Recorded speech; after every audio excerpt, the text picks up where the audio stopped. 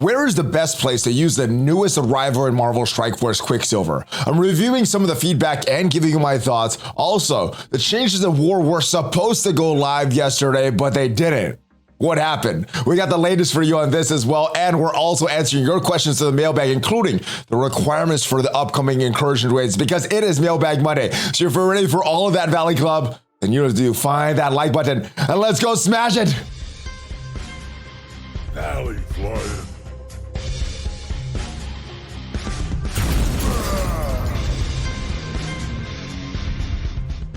Hello, Valley Maniacs. Happy Monday. Welcome back to the ValleyFlyin channel. Hope you had a great weekend. Hope you're having a great day. We got a lot to discuss. We got a lot of questions to answer for you from the mailbag because it is Mailbag Monday. And we also are wondering what happened to these war changes that were teased just this past Friday. Now, before we get to all that, answer all your questions, let you know what is going on in Marvel Strike Force. If you haven't already subscribed, hit that subscribe button for more great Marvel Strike Force content. We have at least 5 Marvel Strike Force videos per week on this channel, including question to answer videos like this to help you answering all of your questions. We have gameplay videos, we have news videos, we have countdown lists, everything to help you in Marvel Strike Force. But without further ado, let's go talk about what happened to these changes that we were supposed to see in War. So we were supposed to see 3 major changes.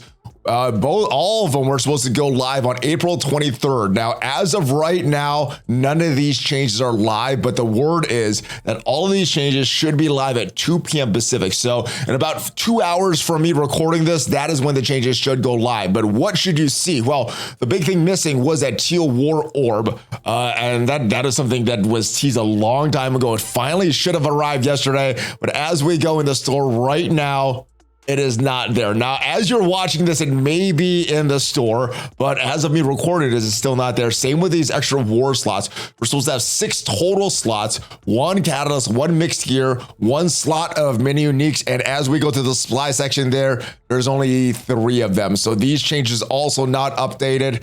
And last but not least, it is these victory and war defeats. Now, I'm not sure where the chart is on all that stuff, where if it actually got switched or not. But yeah, all of this stuff should be switched, which means that when these changes go live, you're going to get some additional gold, T1, T2, level 1, level 4, and level 5 ions. And to see what your new rewards are after these changes go live, make sure you go to the League Info and Alliance War section, and you can see what you are getting based on your rank. But that is what's supposed to be happening later today. What is happening right now is we are going into the mailbag. We got a lot of interesting questions from the mailbag, starting with Brother Apocalypse. What do you think the requirements to get into the incursion raids will be?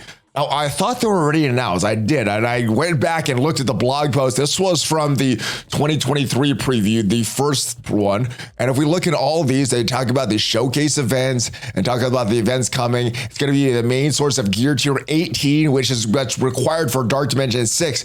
But nowhere does it say what is actually required to go in there. Now, it did previously say that the difficulty for these new incursions raids would be similar to Doom 3.3, which to get in is ISO 8 blue level 3. So not super, or I think it's level 3, but it may be level 4. Anyway, I think it's going to be level 4 because to get into level 4 and 5, I know it's level 4 for those. But anyway, to get into those is level 4. Now they did have level 5 ISO 8 blue as one of the requirements, but because so few people got it, because they're so stingy with all that stuff, nobody was entering. So I think they're going to want to make people or want to have people enter this. So either the requirements won't be ISO 8 blue level 5. So if they want a lot of people to enter this, like make it like the next raid and nobody's playing Doom anymore, it's going to be ISO 8 blue level 3. I don't think that's what it's going to be. I think they will make it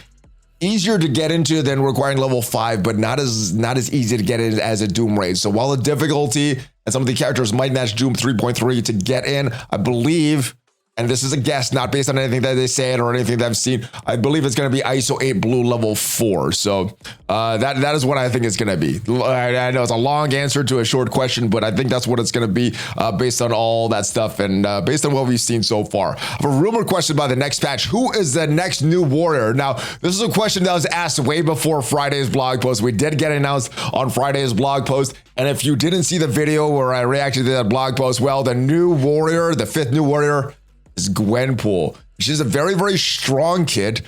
but a lot of it is tied to one game mode, and that is Cosmic Crucible. It's tied to one team, and that is this new Warrior team. So if you're thinking of using her in Cosmic Crucible, and basically this team is designed to counter that Tangled Web Eternals team in Room 5. So if you're not struggling with that team, you may not need the new Warriors, at least for Season 2. Who knows what's happening in Season 3?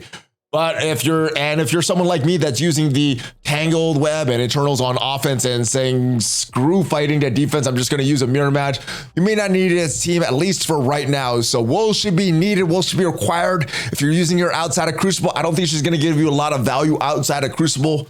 But if you're looking to have a strong Crucible team and finish up your new Warriors, then yeah, she's gonna fill that role for you. So that is who the character is, and that is what she's gonna be used for. So it doesn't look like she's gonna have like a lot of value in multiple game modes, but a very specific role. I think she'll fill that role very well, be very, very strong in the new Warriors team. Hey, Valley, when no events to entice gold spending, what golden opportunity milestone are you trying to reach on a regular basis? I normally don't pay attention to the amount of the milestones. I normally try to spend about $1 million to 1.2 million. Now, sometimes there's other things that there's other characters like, oh, I want to get this character up to, and this spending just goes crazy.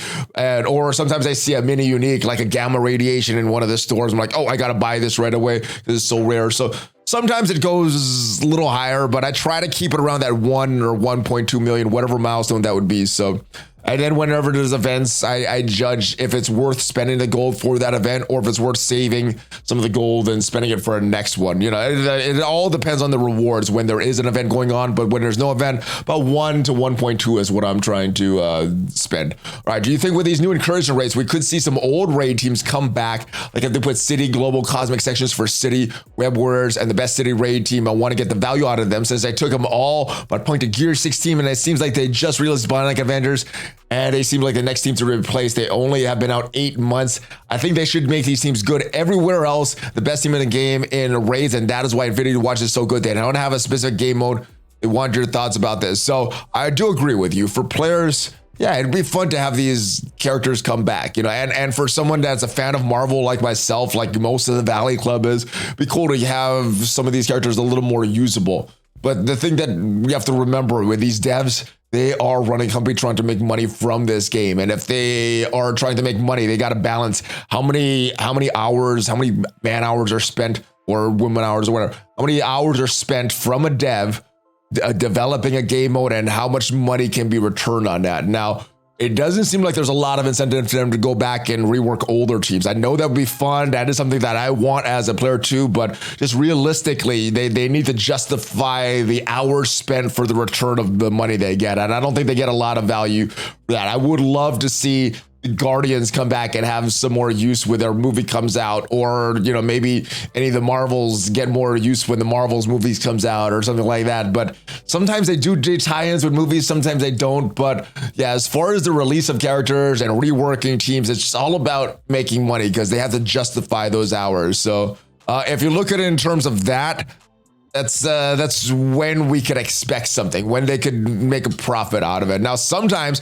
they'll just give us like a free shield medic costume, which should be in your inbox right now. We'll take a look at that afterwards because the animations on that look pretty good. But if you did enter the contest, there's the shield medic costume should be in your inbox. But yeah, I don't really expect them to rework old teams unless they can make money off of it. And usually it's when there's other characters being released, so part of that team is getting a rework, and they could justify it there, or they're getting some other characters added to the team because of a movie or a tie-in or something like that. So that's usually when we'll see stuff like that happen. That's just based on what I've seen over the past few years.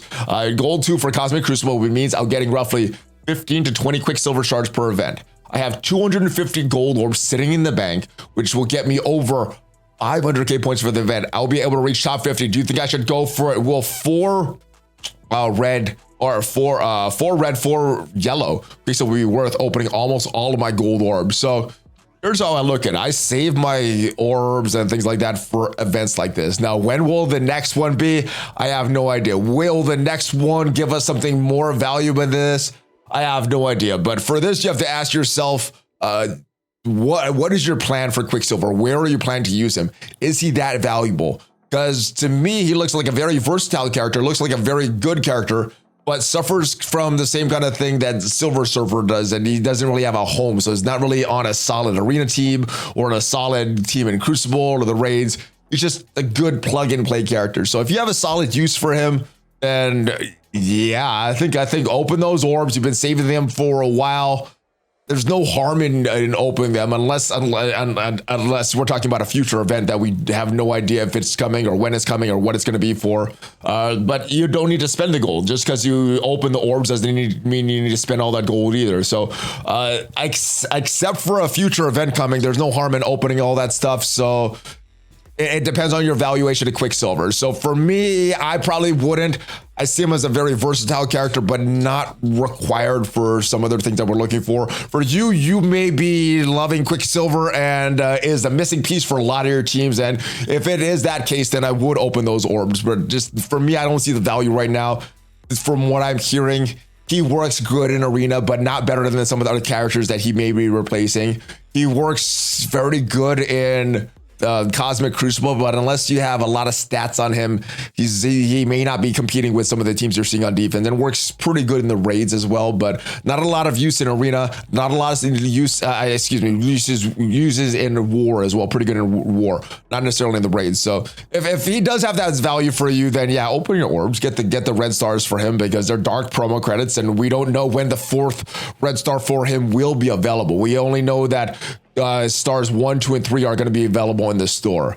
All right, I have another question. ValleyFlyin, which would you recommend for T4s and ISO 8 classes for Death Seed and Spider Weaver? Just asking. All right, so I will show you who I have for my Death Seed, all of my characters there. So let's go into the game here. And we'll start with Archangel. So he has this striker tag on him, and he has all of the T4s. The Horseman characters for me get all the T4s, and if I may use them in Arena, then they're going to get a lot of T4s. So this is where he's at. Oh, and it looks like we may have the ISO 8.5 to get that 5th gear on him. We'll check that out after. Magneto, he also has that striker tag. Now, previously, I know the Raider was a better class for him, but I think we have striker on a lot of these characters and Raider on a few of them. We have the special T4, the passive T4.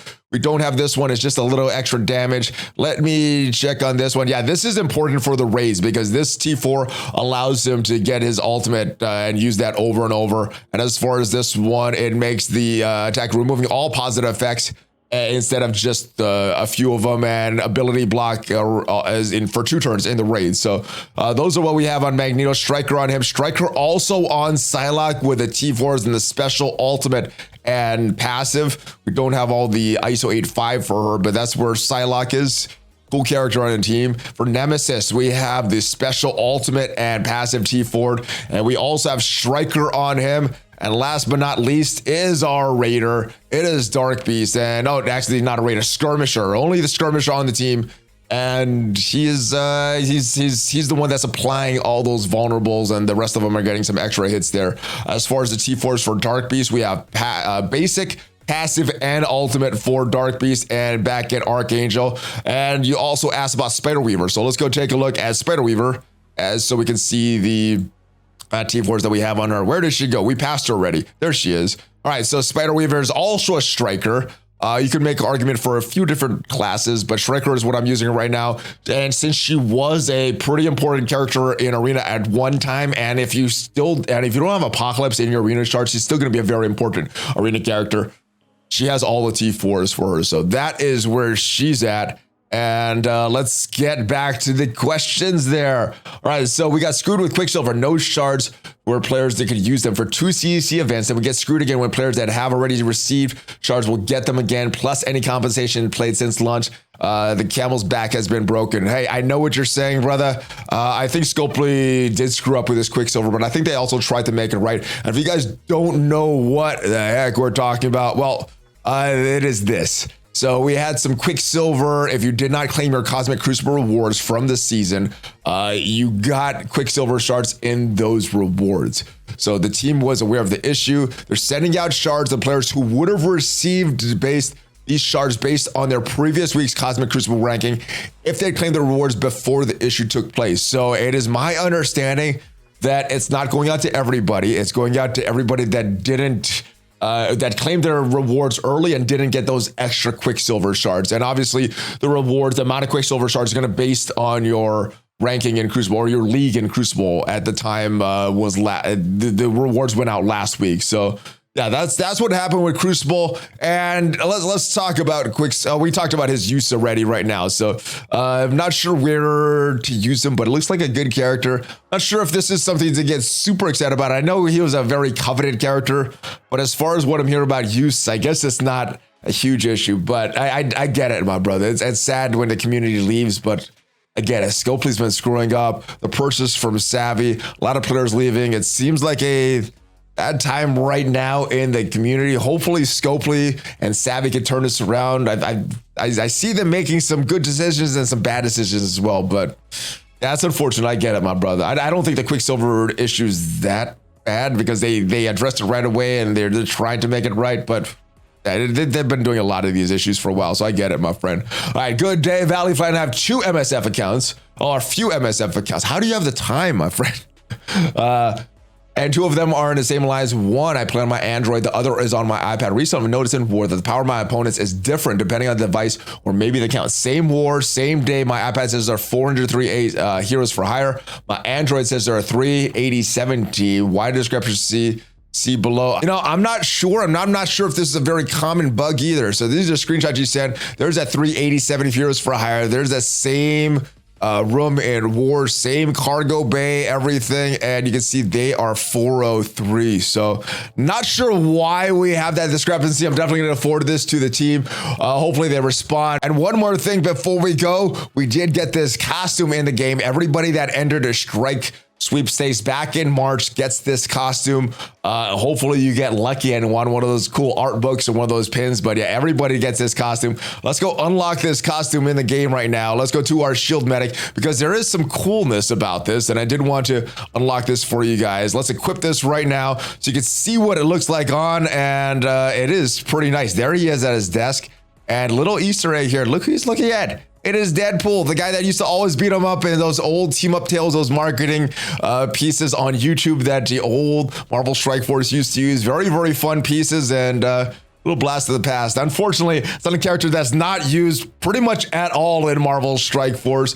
But that is it for this week. And a little update of last week. I did ask the question about the Omega Red event. Archangel did confirm the last time it was in the game was February 5th. So he is pushing the dev team to hopefully bring that back sooner. Hopefully he's successful. I'm crossing my fingers for anybody that does not have Omega Red at 7-star.